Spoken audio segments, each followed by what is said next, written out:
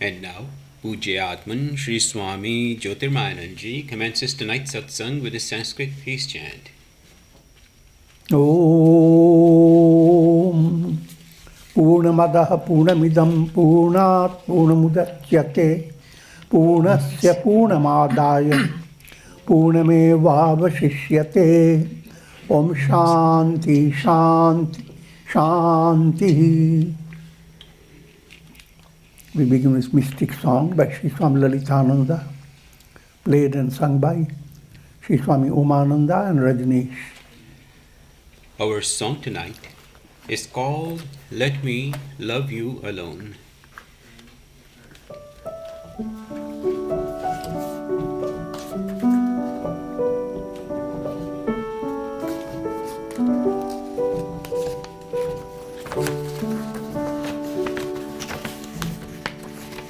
Hey Prabhu Ananda Data, all alone I walk, though friends pretend to be so dear to me. I know none can go with me, and none came with me. The world may go with 1,000 promises, but I turn my steps away.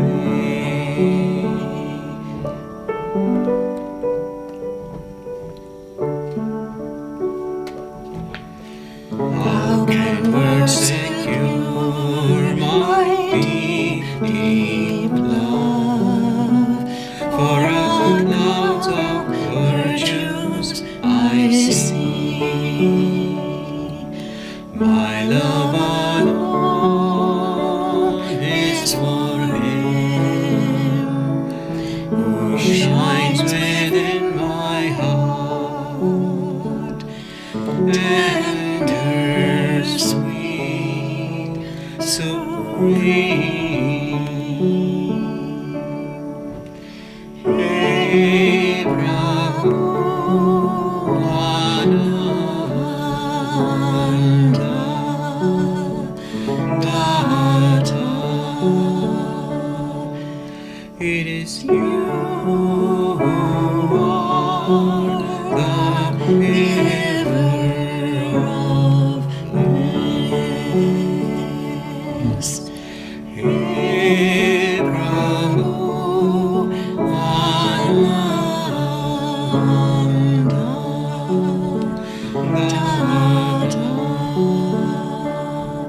oh Bhagavan, let me love you alone.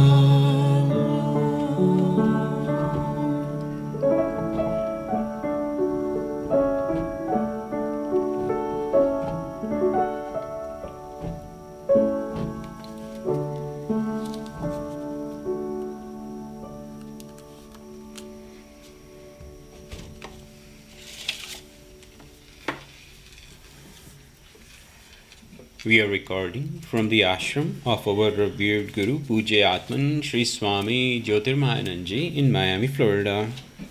Today is March the 10th, 2021, Wednesday evening, and tonight Swamiji will be lecturing on the Yoga Vasistha. This is series 2018, class number 321.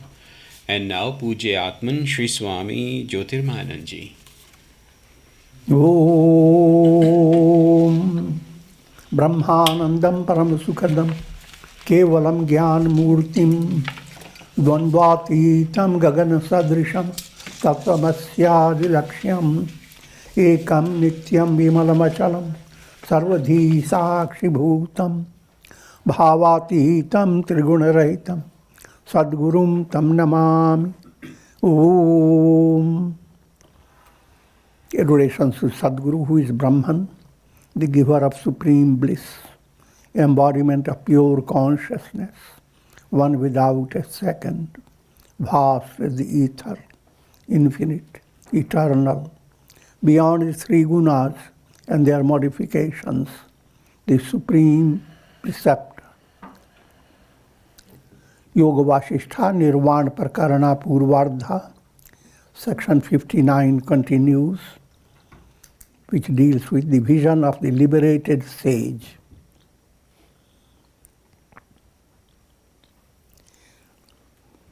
Such a great soul enjoys the profound peace of the sleepless state even while performing his duties in this world of practical reality. He sees all developments of the world as mere reflections in the placid mirror of consciousness. This insight into Prajnanam Brahma. Remember 4 great utterances. Begins with Prajnanam Brahma. What is Brahman? Brahman is awareness, absolute awareness. You are always dealing with absolute awareness blended with shifting awareness.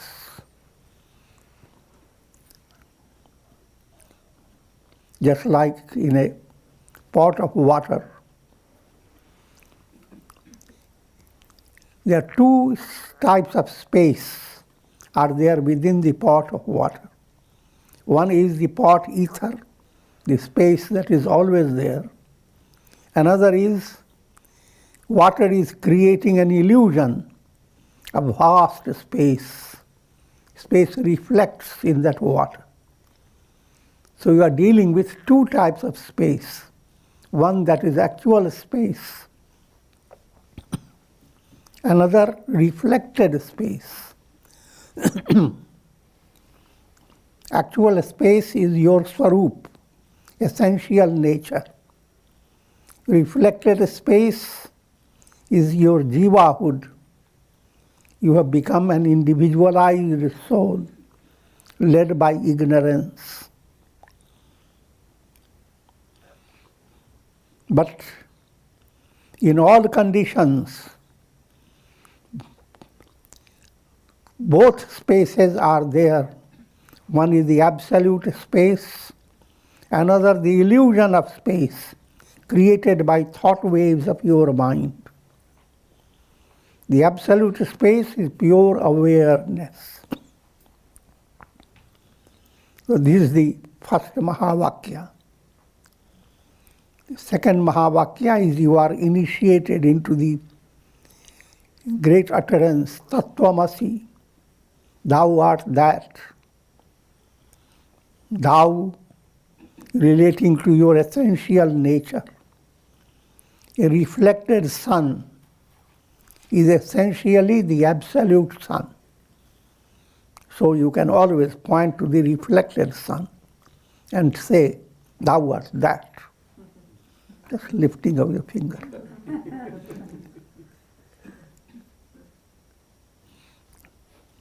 But the reflected self has to practice reflection in a different way. Reflected self doesn't go on repeating, thou art that, thou art that. But aham brahmasmi, aham brahmasmi. Focus your attention on aham. Get out of your aham car. It's the wrong car. And come to real aham.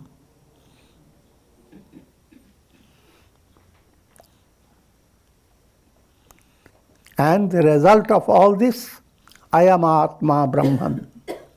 This very self that you have been constantly worried about, what will happen to me? Who am I? Where am I going? That very I am in you is the absolute. Believe it or not.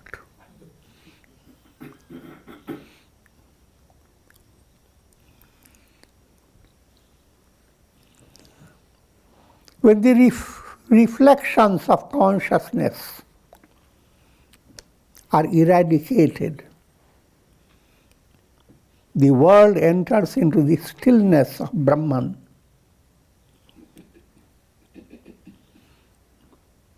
Then the Chitta blends with Brahman and all multiplicities are lost.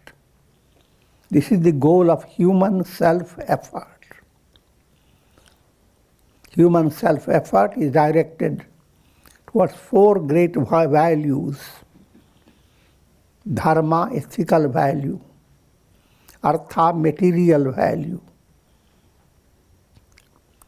kama, called vital value, social value; and moksha, infinite spiritual value of life.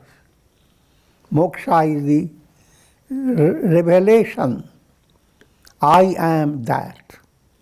When the four great utterances are assimilated and you come to realize I am that.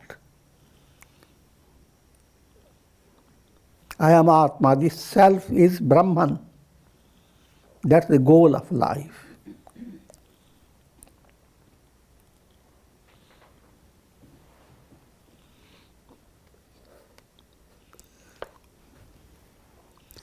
This chitta is nothing but a reflection of pure consciousness.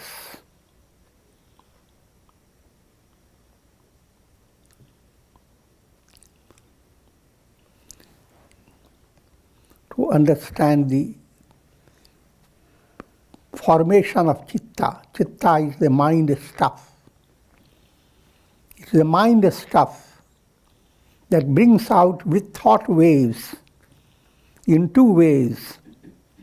Vidya, the type of thought waves that lead to Brahmakara vritti. All is Brahman. That is conceived by your own chitta. All is Brahman. That's Vidya movement, the movement of knowledge. Avidya movement, that's thought waves of your mind constantly involved with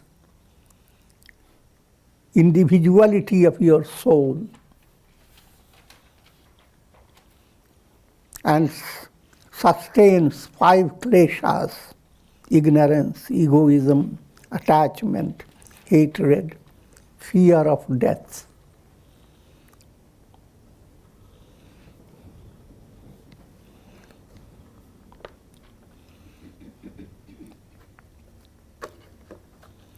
The chitta is nothing but a refraction of pure consciousness.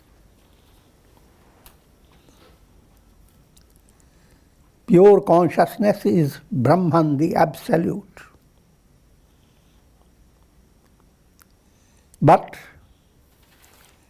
led through your conditioned chitta, pure consciousness begins to play the role of triad: seer, seen, and sight. All this triad has emerged out of Brahman. All that you see in the world. But this emergence out of Brahman is not real. It is like snake on the rope. Snake emerges out of the rope. Rope has not changed. This is called vivartavad, illusory modification. The whole world process is vivarta, illusory. Brahman has become modified, but not in reality. In reality, Brahman gets modified, then what type of Brahman can you get? Because no matter how you attain liberation, who knows when he gets modified again. So, any idea of Brahman's modification is like snake on the rope. Rope never got modified, but your own mental illusion created it.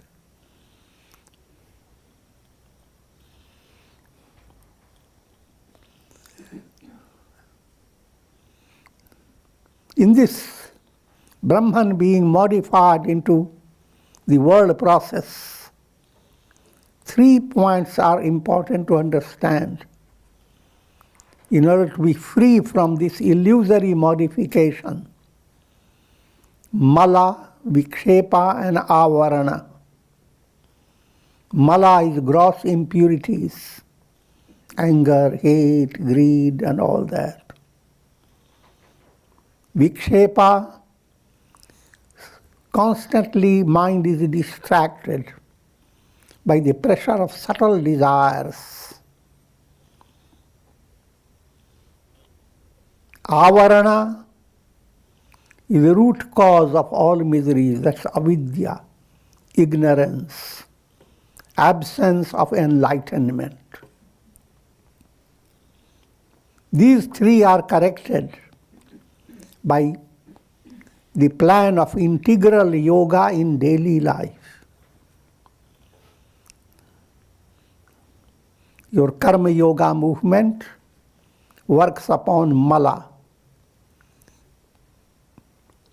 gross impurities are short-circuited energies.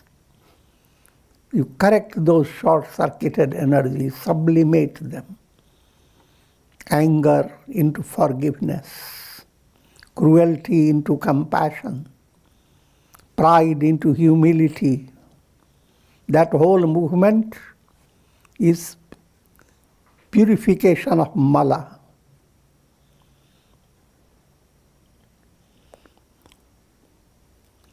And Vikshepa movement is corrected by bhakti and dhyana. Bhakti and dhyana together is called upasana. The more you turn towards God and develop devotion to God, greater is an impact on your subtle desires. The subtle desires that are ashubh, wrong, backed up by ignorance, egoism, attachment, hatred, fear of death. Those subtle desires, they will be gradually transformed into Shubha Vasana. Instead of love of being always ignorant, there will be keen aspiration to attain enlightenment. Instead of holding on to your egoism, you will be more inclined to view egoism as a disease, as a headache. Humility is your healthy state. Instead of building up raga, you continue to develop vairagya. Instead of constantly being involved with dvesha, hatred, you continue to develop internal peace of mind by kshama movement. There is nothing really to hate.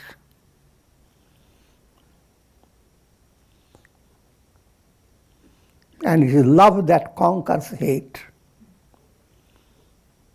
And finally, fear of death is terminated by the revelation that you are immortal self. So, this whole process, upasana movement, brings about great transformation in your personality by changing your vasanas from ashubh, from impure to pure vasana. And avarana, the veil of illusion, is removed by jnana yoga. So all the four yogas are involved. That's called integral yoga.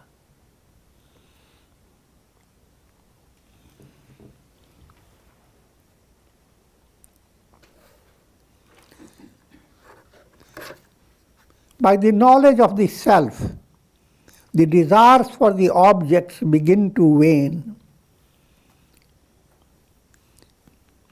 Desire for objects is vishayarati.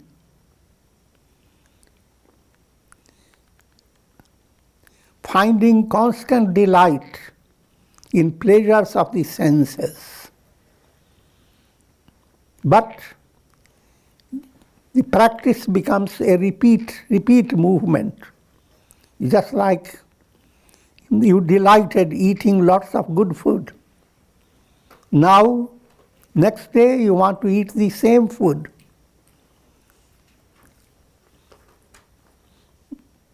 And more in a dull-wit manner, you have kept the balance of the food in your refrigerator. And refrigerator has shut down. So next day you are eating the same food, but it has become a little more rotten. That's a very crude way to describe. If mind is not interested in spirituality, then what type of predicament you are in? You are repeating the same mistakes unendingly. The script, same Yoga Vasistha calls it, eating vomited food, vamsasi.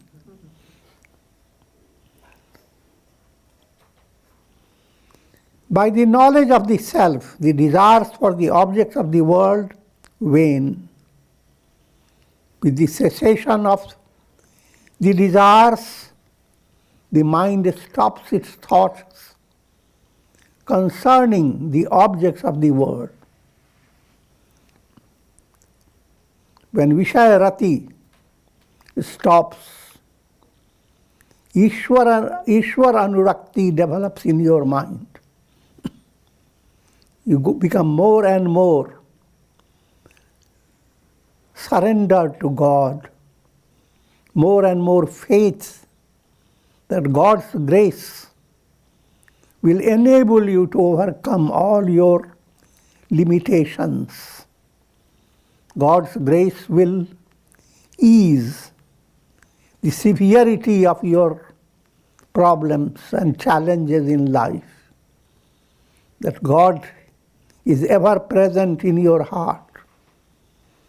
So a constant source of strength is drawn from God within you. This Godward movement and Godward love is Paranurakti, Ishwaranurakti. Because the more you experience this, there is a greater opening of divine love. It goes on to an unending, limitless experience. Love that deepens more and more. Worldly love doesn't deepen, it remains shallow. So you fall in worldly love. In divine love, you begin to soar. There's a big difference.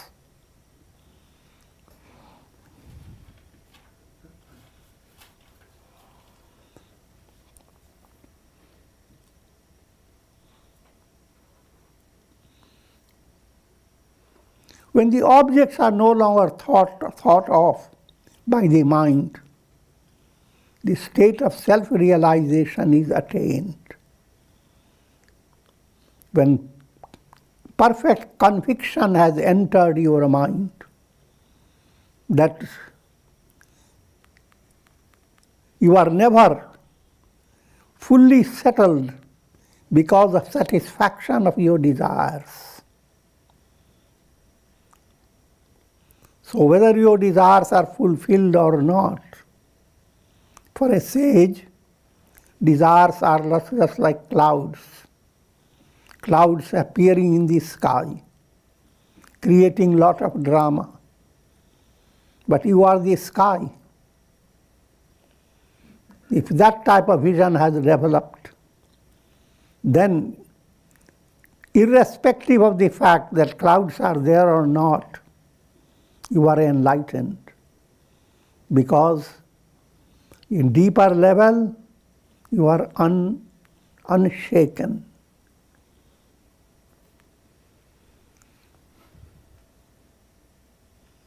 How can a person, well satisfied under a sumptuous feast, of the most tasty dishes be drawn to feed on decaying food. Already I gave you that illustration.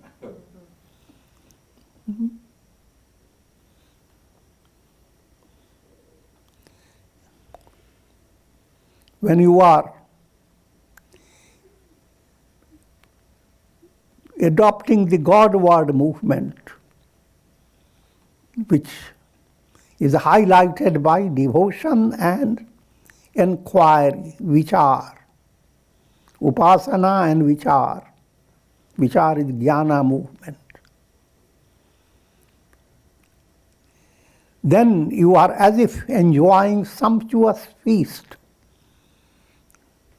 Because each time you open your mind to spiritual affirmation, to give a sample of the affirmation, na dharmo na chartho, na kamo na moksha, chidananda rupa swapi shivoham shivoham. Shankaracharya's statement. I am neither involved in dharma, artha, kama or moksha. I am Satchidananda Rupa. I am absolute existence, knowledge, bliss, absolute. Shivoham, I am Shiva, same as Brahman. This form of affirmation now begins to play a profound role in your mind. Otherwise, your mind is constantly after, what Purushartha should I do? Artha means very important, otherwise everything is Vyartha. If there is no Artha, Vyartha means meaningless. Artha means material values.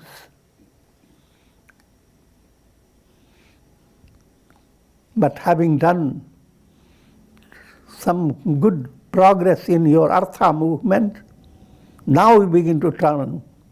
What will happen to my Dharma? Dharma, Artha, Kama. These 3 points engross your mind in a very profound way.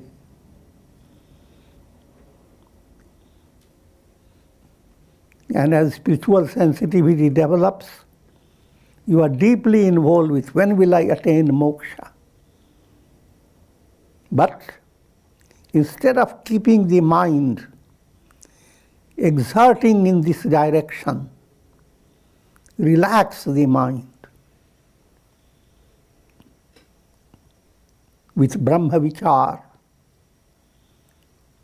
In relaxing mind means you are creating a profound affirmation that you don't need liberation because you are never bound. You are Brahman. So where is the role of Dharma, Artha, Kama, Moksha? All 4 Purusharthas are negated. Aham Brahmasmi.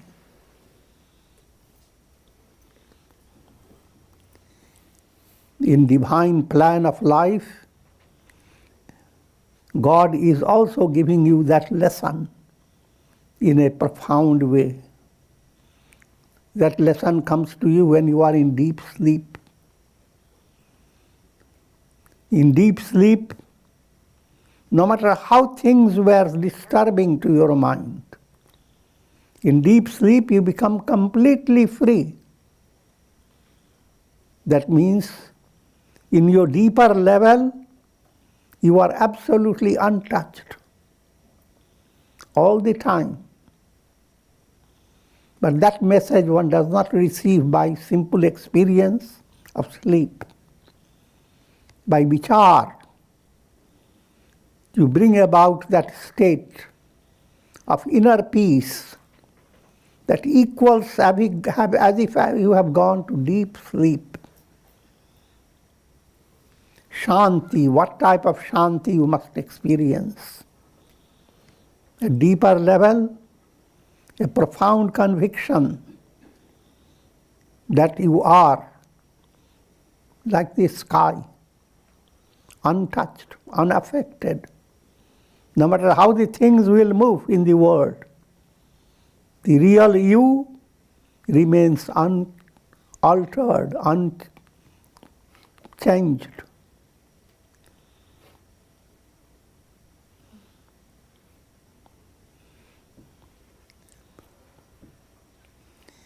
In his deepest consciousness, he feels as though he is beating the sky with a stick. So the world of experience brought about by desires and their different stages is just like trying to beat the sky with a stick.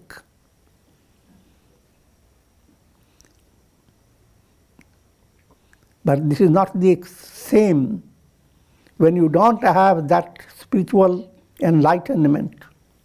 When you don't have an enlightenment, then every desire that is frustrated has, as if you have received beatings and you have developed ulcerations. But if you are the sky, all the beatings don't put any ulceration in the sky.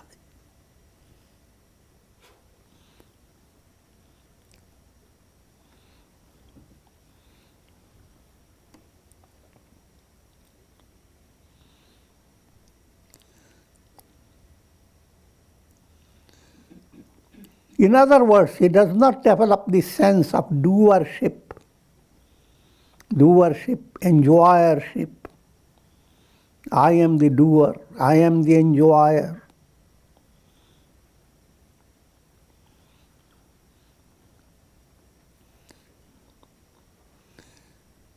Though performing works, he abides in the consciousness of actionlessness, ever busy with work activity, and yet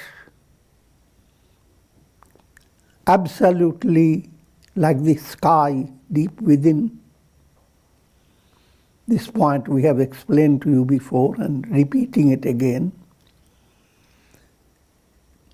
All experiences in life are backed up by your prarabdha karma, fructifying karma.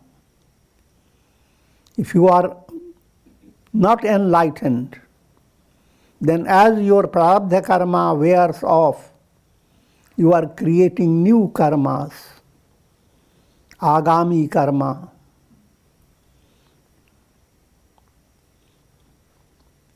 In the case of a sage, only his prarabdha karma continues without affecting his inner self. But while prarabdha karma continues, it brings about three types of experience. Anicca prarabdha, first begin with iccha prarabdha. Prarabdha that is according to your own wishes. You see certain wishes arise in your mind and things are fulfilled. That's iccha prarabdha. Certain things you are led to do out of joy because of your good companions, good or bad, whoever. That's called parecha prarabdha.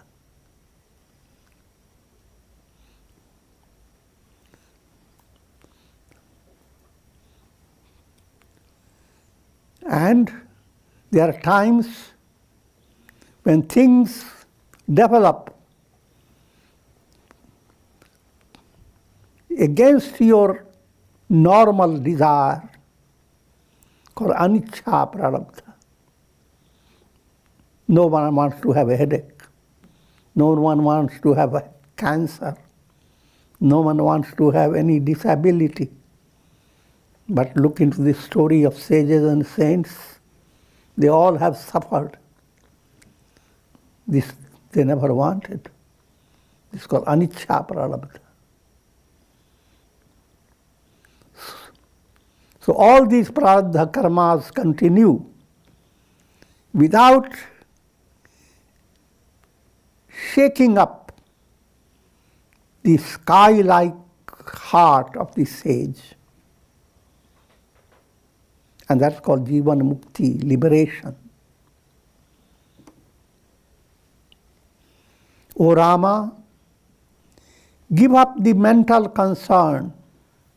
May I attain liberation. Even the very concern within your mind. In the beginning stage, that concern is a good quality, called aspiration for God realization. How much it should be burning aspiration, called mumukshutva. But as you mature, that intense thirst for liberation should calm down, because it is going to appear spontaneously. All that you need to do is open the window. Now don't remain with concern. Will the sun enter my room? Wait. A cloud moves away and the sunlight pours itself into your dark room. So mental concern is not needed. All that you need is to calm your mind. Enter into the gateway of serenity, shama.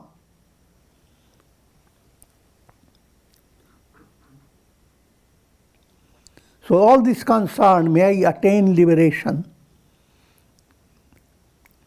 Is it possible to attain liberation in this life or not? All this concern moves away. Thus you will move on to that which is beyond all mental concepts.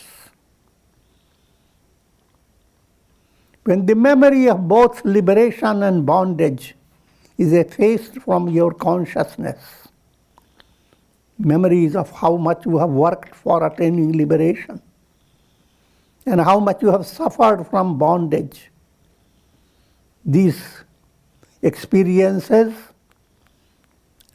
continue to be while you practice your spiritual inquiry.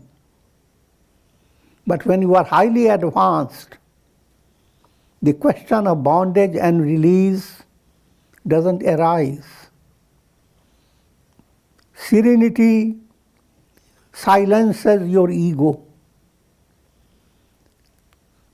turns your intellect into an intuitional stage, and therefore the question of how long I have been in bondage and now I am attaining liberation doesn't arise. When you go into deep sleep, the question how long I have been suffering to sleep and how wonderful sleep now I am having, the question doesn't arise.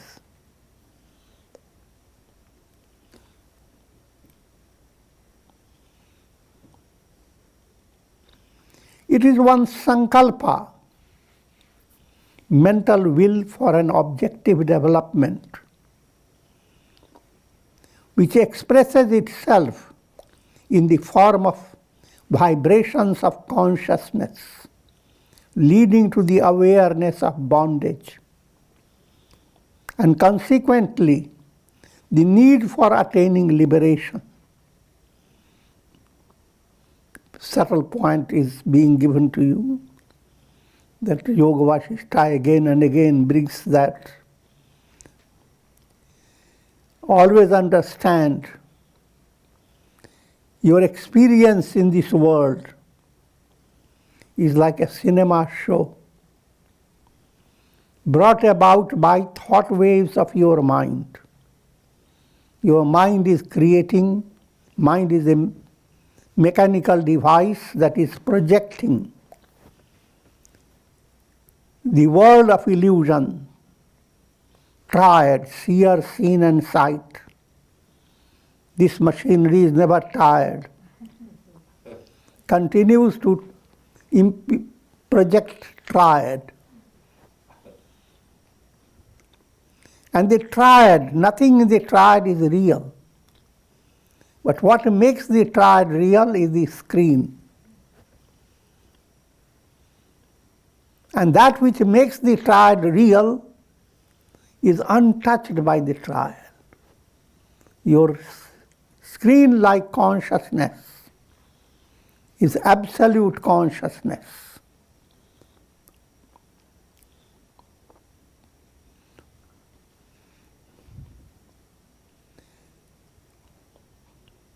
Another point, when you are gripped by triad, your concept of progress is in the realm of time and space. And it is an illusory progress. In simple terms, gripped by triad, you seek progress by karma. And karma brings about fruits of karma. And you go on looking for better and better fruits. But sometimes better, sometimes bitter. And you are constantly dangling in this world. So that type of movement is called bhava pratyaya. Your concept of progress lies in the realm of projection. You are watching a cinema show, but all the time you are in suspense, waiting for something to happen in the show that will bring you thrill, that will justify the money you have spent for coming to the cinema show. So that is sample of bhava pratyaya.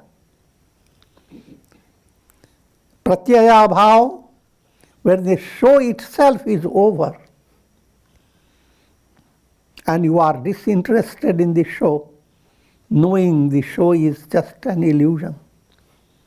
Every actor is just playing a role. In reality, nothing is happening to the actor.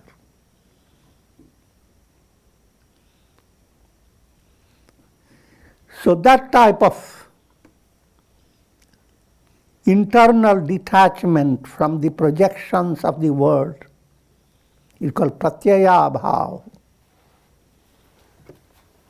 Bhava pratyaya, presence of the awareness of the triad.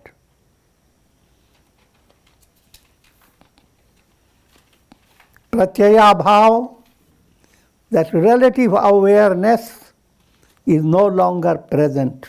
Absence of the relative awareness. Put it in a simple way, presence of relative awareness, presence of relative consciousness, and absence of that relative consciousness. Two types, bhava pratyaya, pratyaya bhava.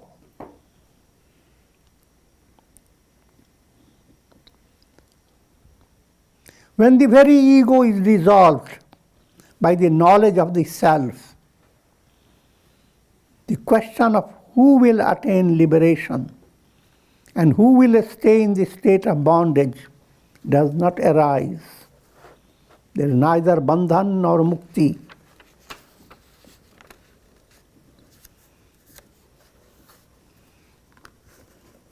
When a person doesn't associate with his mental thoughts, because he realizes himself to be the witnessing self, his sankalpas vanish like mist before the rising sun.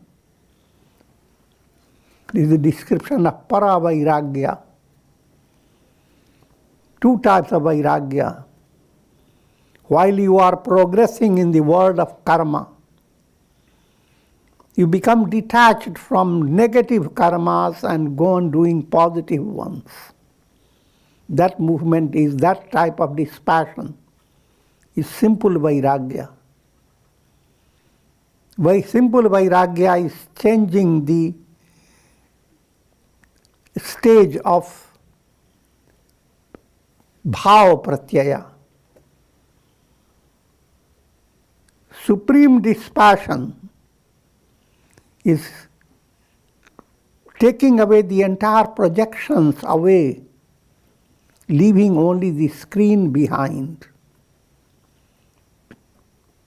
So that type of vairagya, that is detaching your soul from the world of triad and letting your soul experience the revelation, aham brahmasmi.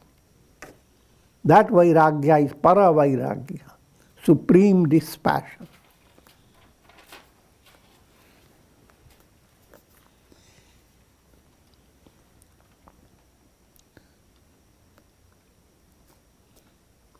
And with this I'm going to conclude for now.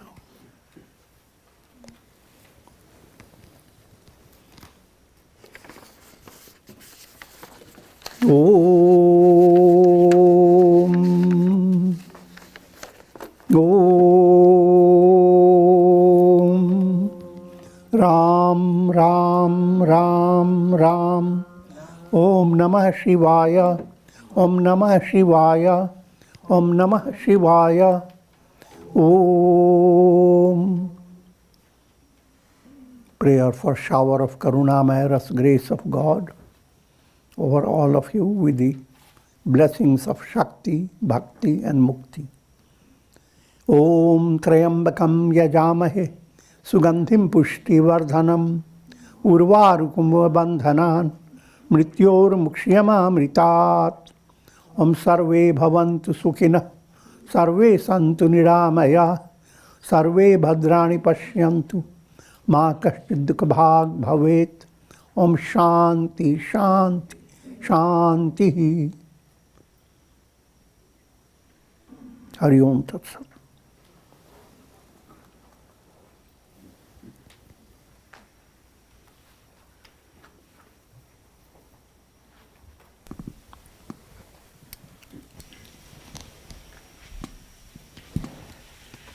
Questions?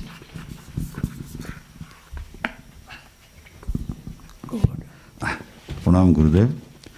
Gurudev, you mentioned the prarabdha karma of a sage, the three types, the ichcha, aniccha and parichcha. So, but the sage has abandoned all desires. And so the ichcha of the sage basically would be the divine will. That here you are in a very advanced stage of teaching. But divine will is what? Divine is Brahman.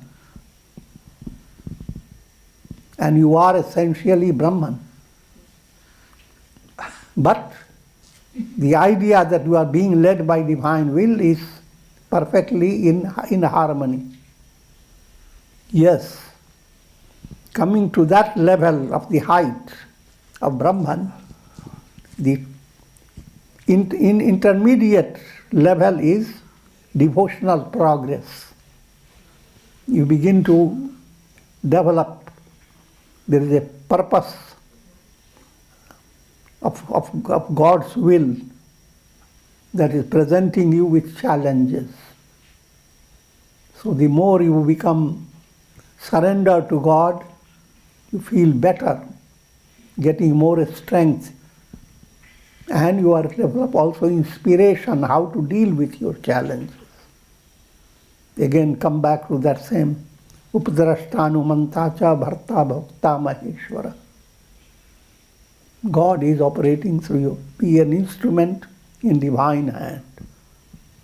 But when you have completed your instrumental stage, then you are not in any divine hand. You are the divine.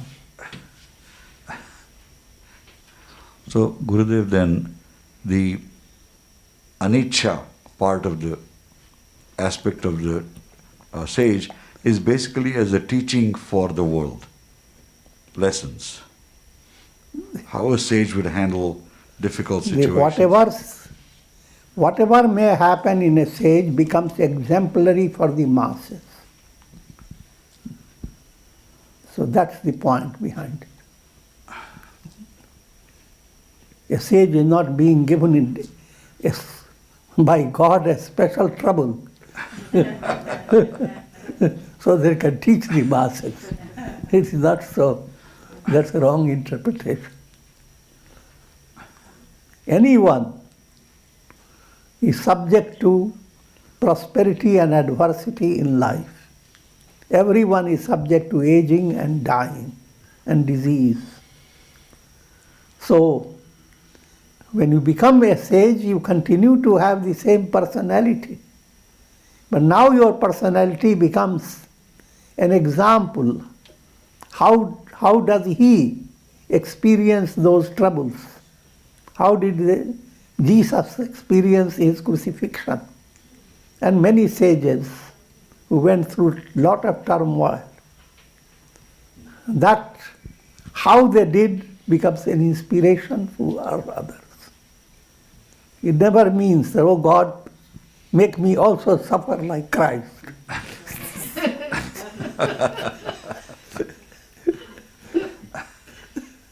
So that I've proven to be a sage.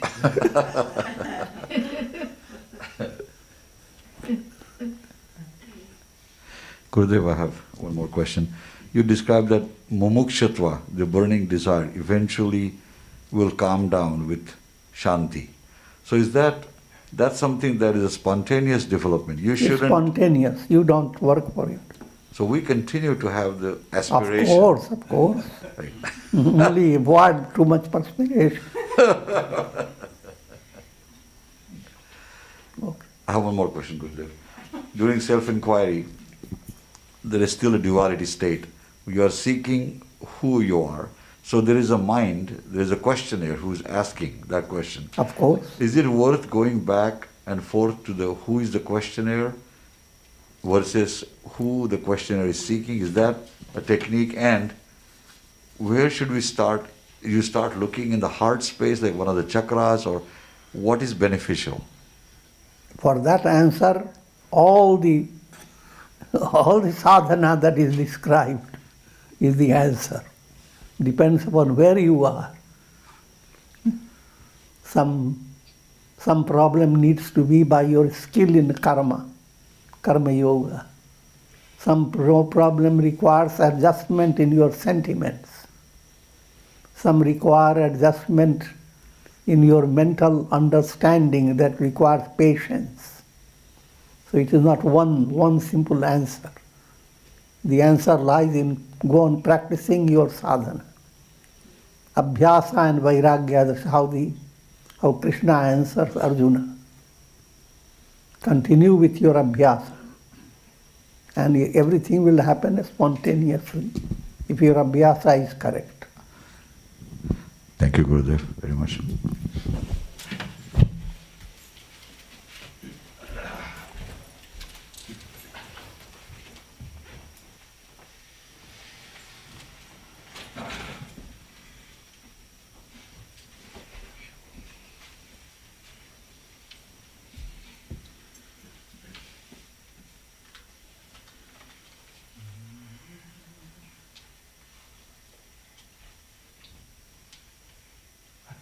Om Shri Sadgurunath Maharaj Ki Jai.